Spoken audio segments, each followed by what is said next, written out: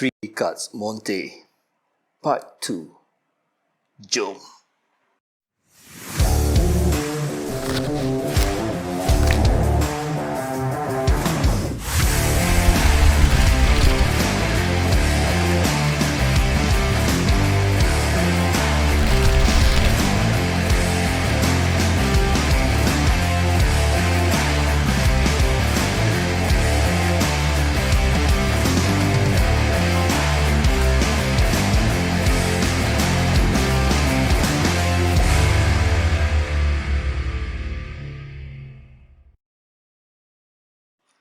Assalamualaikum dan salam sejahtera Malaysia, Indonesia, Brunei dan juga Singapura.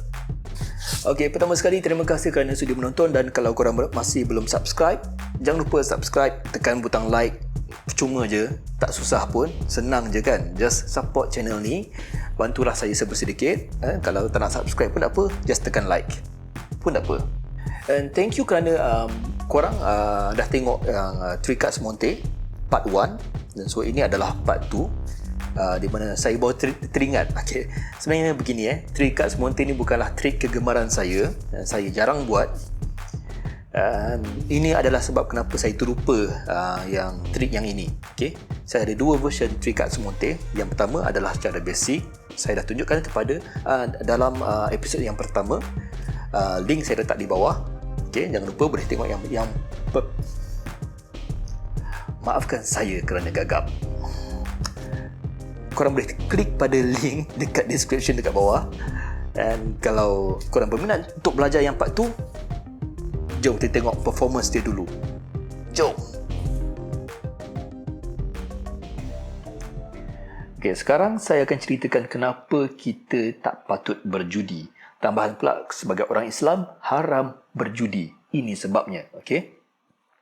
So, dealer akan tunjukkan dia ada 3 keping kad. Okay. So, dia akan tunjukkan kad yang pertama. Kad yang pertama adalah ace yang berwarna hitam. Kemudian, dia akan tunjukkan kad yang kedua. Ace yang berwarna hitam juga. Okay. Dan yang terakhir sekali, dia akan tunjukkan the money card. Ace yang berwarna merah. Okay. Ini satu-satunya ace yang berwarna merah, dan ini adalah ace yang patut kita kejar. Jadi, permainan 3 keping kad ni biasalah dia akan campur aduk. Okay. Tapi kita akan buatkan pergerakan yang simple. Okay. So, ace merah ni, okay, ace merah, kita akan ambil ini dan letakkan dia di bawah dengan jelas. Okay. So, pada anggapan semua orang akan berfikir bahawa ace merah berada di bawah. Di situ semua orang silap kerana di bawah adalah ace berwarna hitam. Jadi kalau ace berwarna hitam di bawah, jadi kad apa yang di sini dan kad apa yang di sini. Kita mulakan dengan yang ini dulu. Okay? So kita tengok kad apa yang ini. Ini juga adalah ace yang berwarna hitam. Jadi kalau ini ace hitam, ini pun ace hitam, sini dah tentu ace berwarna merah. Di situ semua orang silap kerana di sini juga ace yang berwarna hitam. Jadi di sini semua orang akan fikir, wah, dealer menipu. Dealer dah buang kad merah siap-siap. Tak. Dealer adalah seorang yang jujur. Kad berwarna merah still ada di sini. Ace merah masih ada di dalam game. Dia tak buang kad ni. Okay? Jadi persoalan dia sekarang ni, kalau tadi kita nampak ace berwarna merah di bawah, ini apa dan yang ini apa? So, orang akan fikir kalau ace merah di bawah, ini mesti ace hitam dan ini juga mesti ace hitam. Di situ lagi sekali semua orang silap kerana di atas adalah ace yang berwarna merah dan juga yang di tengah, ace merah, yang di tengah juga ace yang berwarna merah. Kerana jangan harap dealer akan bagi korang menang. Okay? So, kita dah nampak ace merah keluar 3 keping. Dan kita juga dah nampak ace berwarna hitam keluar 3 keping. So, kalau ini pun korang masih berani untuk berjudi, korang akan pulang dengan tangan kosong. So, itu adalah cara perform dia. Dan kalau korang perasan, cara perform dia tidak suruh orang teka mana kad tu pergi, mana kad ace diamond pergi. Tak. Kita cuma guide orang untuk percaya bahawa kad ace diamond pergi bawah, pergi atas, tapi kita jangan suruh dia jawab. Okay, pasal performance ni bukan untuk orang tu jawab, bukan untuk orang tu teka. Kerana kalau kita memberi ruang kepada orang untuk teka, dekat mana kat tu, dekat mana kat ni, kebarangkalian mereka akan terus cuba meneka. Walaupun kita tengah nak perform, dia sibuk nak teka. Jap, aku sini ni, aku rasa kat itu, aku rasa kat sini. So dia mengganggu korang. Dan korang kena ingat, sebagai magician, korang yang in control. Korang yang kena control penonton korang, bukan penonton korang yang kontrol korang. So untuk mengurangkan masalah penonton kontrol korang, jangan bagi ruang dekat dia. Okay? So korang teruskan dengan cerita korang, jalankan dia sebagai sebuah cerita dan bukan sebagai sebuah proses untuk bet mana kat ni, mana kat tu. Okay? So that's why saya menggunakan cerita, jangan bet, jangan berjudi, supaya saya in control dengan cerita tu. Dan so dalam masa yang sama, saya juga menyampaikan mesej bahawa janganlah berjudi, kerana berjudi itu adalah satu perkara yang haram. So korang dah tengok performance dia, dan sekarang tiba masa untuk bahagian setup dan juga tutorial dia.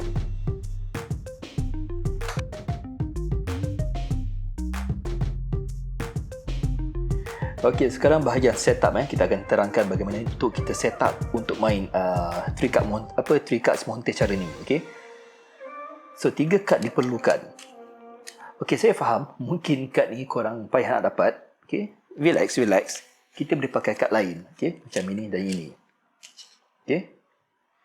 So kalau tadi saya menggunakan ini, set yang ini dengan apa sebut ace hitam, dengan juga yang last kali korang akan rugi, kita akan tukar. Untuk tutorial saya akan menggunakan ini, pasal saya percaya korang lagi senang nak dapatkan yang ini berbanding ini. Especially inilah, ini macam mungkin tak semua orang ada. So kita gunakan ini. Konsep lebih kurang sama, cuma cara percakapan dia berbeza sedikit. Okay? Dan ingat, dia punya key point dia adalah untuk bercakap dan bercerita supaya orang leka dan korang lebih in control, korang kawal keadaan semua orang. Okay? Bukannya penonton kawal korang, tapi korang yang kawal penonton. Ingat tu. So setupnya adalah ini di sini. Ini adalah kita namakan sebagai kad penghujung, kad penutup ataupun kad climax. Kalau tadi saya gunakan ini. So ini kita ganti Kemudian kad yang ini, kad hitam, kita namakan dia sebagai kad hitam di sini, dan kad merah di sini. So ini susunan dia. Kita balikkan dan kita dah ready. So permulaan cerita saya akan sebutlah kenapa kita diharamkan berjudi, dan berjudi ni adalah satu perkara yang merugikan. So ini sebabnya. So saya akan tunjuklah apa sebab hujah saya begitu. So benda pertama yang saya buat adalah double lift. Okay? Bila kita pegang 3 keping kad, kita boleh buat double lift macam ni. Jari terunjuk, ibu jari di sini terunjuk di atas, dan kemudian kita akan macam kepit dekat sini. Okay. So kita akan tolak kad dekat sini. Bila kita buat macam ni, kad yang ditolak 2 keping. Okay, lagi sekali 2 keping. Kena ingat yang atas adalah kad kad penghujung kita, kad penutup. Ini yang kita nak tunjukkan. Okey, kad hitam.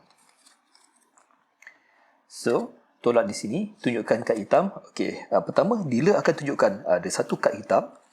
Kita balikkan and letak kita punya kad penutup di sini. Kemudian dealer akan tunjuk kad yang kedua, pun juga kad warna hitam. Okey. And letakkan di situ. Betul. Kad yang terakhir, kad yang penting adalah kad merah. So, penonton kena kejar kad yang berwarna merah. So, itu cara kita explain lah. Letak di sini. Okay. Dan kemudian, kita ingatkan lagi sekali kepada penonton. Ingat, korang kena kejar kad yang berwarna merah. Sambil buat macam ni, korang akan tolak kad yang ni dan dapatkan break di situ. Okay? Sambil tunjuk yang ini, korang ini, di bawah ni. Okay? So, gunakan ni sebagai cover. Okay? Lagi sekali, ingat korang kena kejar kad yang berwarna merah. Dapatkan kad yang ini. Dah. Dan letakkan di sini. Okay. Saya buat slowly. Okay? Slow je. So, kad yang merah ni tadi, pergi ke bawah. So, di sini semua orang akan berfikir, okay, ingat, yang korang buat tadi adalah, korang angkat double leaf. Kan? Di sini, letak di sini. Ini yang korang buat. Korang angkat double ni, letak di sini. Okay. So, orang akan fikir kad merah tadi pergi ke bawah. Ya. So, di sini penonton akan fikir bahawa kad merah berada di bawah. Di situ penonton silap kerana di bawah adalah kad yang berwarna hitam.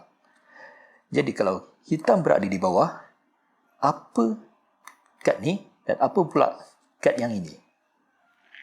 So, pergerakan ini sebenarnya ada helah dia. Okay.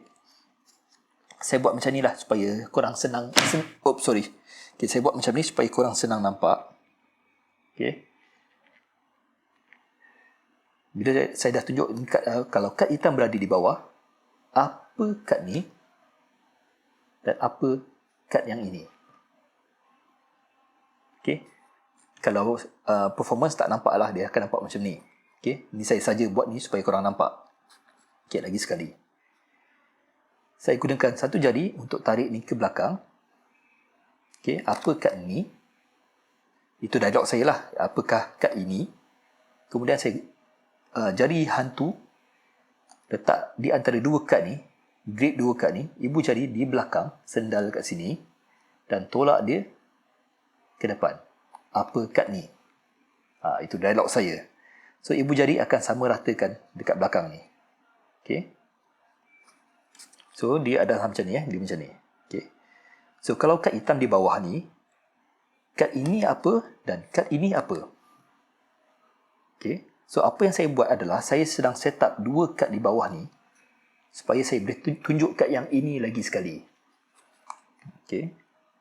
So, bila dah macam ni, tarik sampai habis. Sampai habis. Okay.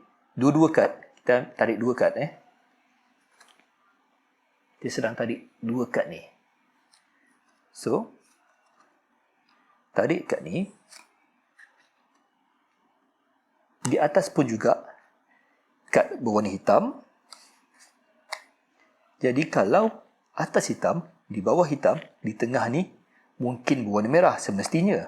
Tetapi di situ semua orang tertipu kerana di tengah juga kad yang berwarna hitam. Yang kita ambil ini, kita letak di sini. Okey. Dan kita sambung dialog kita. Oh, mungkin ketika inilah orang berfikir bahawa dealer dah menipu. Dealer dah buang kad warna merah. Tak. Dealer masih pegang kad warna merah. Kad merah masih berada di dalam game. Okay. Tetapi kalau di bawah ini merah, di atas ni apa dan yang di tengah ni pun apa? Benda yang sama. Okay. Benda yang sama. So, tarik dua keping kad atas dan bawah ni. Okay. Tarik kad ni sampai habis. Tunjukkan. Di atas juga adalah kad warna merah. Jadi, kalau di bawah merah, atas merah, di tengah pun semua sama. Sebenarnya adalah merah. Okey, setakat ni faham Dan kemudian ambil yang ini, letak di bawah. So, kita dah nampak tiga kali kad merah keluar. Dan kita juga dah nampak 3 kali kad hitam keluar. Dan ingat, jangan sesekali berjudi kerana dealer pastinya seorang yang king. So, jadi itulah dia 3 cards Monte. Cara yang part 2. So far setakat ni saya rasa itu sahaja 3 cards Monte yang saya tahu. Hanya 2 tu sahaja. Dan kalaulah lepas ni saya ada terbelajar daripada sesiapa tentang 3 cards Monte ni, insya-Allah saya akan ajarkan kepada korang juga. Okey. Jangan risau, saya insya-Allah tak akan kedekut dengan korang. Yang penting korang tekan butang like. Dan kalau misal kata korang nak belajar apa-apa trik, just tanya je. Okay, komen dekat bawah. Just komen, kod ada trik-trik yang saya tahu tapi saya dah lama tak buat, dah terlupa. Mungkin saya boleh ajar dekat korang. So, just komen dekat bawah. Apa trik yang korang minat nak belajar? Okay? So, stay safe, stay healthy. Assalamualaikum. I love you.